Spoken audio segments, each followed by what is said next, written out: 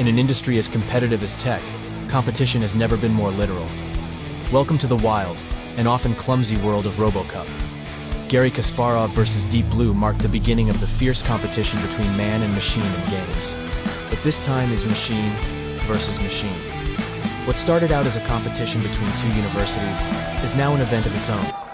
You are seeing matches among robots that are fully autonomously, and those are competing in a competition that is the RoboCup. RoboCup started in 1997 as a competition among universities, and now it's the biggest competition in robotics in the world. In RoboCup, teams of 5 or 7 duke it out to see who is the best robot soccer team in the world.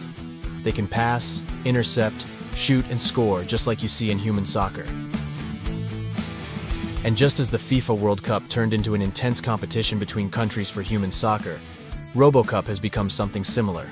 Here today we have 3 teams, 2 from Germany and 1 from Italy, that are competing in this match in very small matches, 10 minutes each.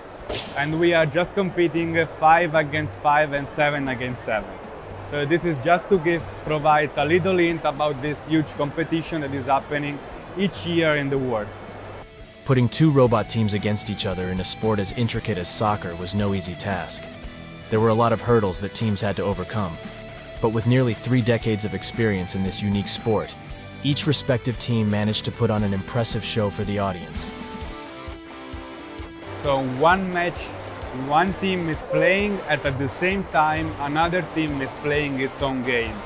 And this is also done with the gravity, with the real environment that increase the difficulties of the setting up. So all the things are inside this competition, and in this competition there are robots with wheels, robots with legs, simulated robot, human-sized robot, and so on. Admittedly, these robots are currently not as good at soccer as Deep Blue was at chess. But the spirit of competition prevails anyway, and competitors have big plans for the future. So at the current time, I don't think that we are really close. So if you have a look at the robots, they are still quite small. They fall down quite often. And if you play soccer against a robot as a human, it's quite likely that you will win.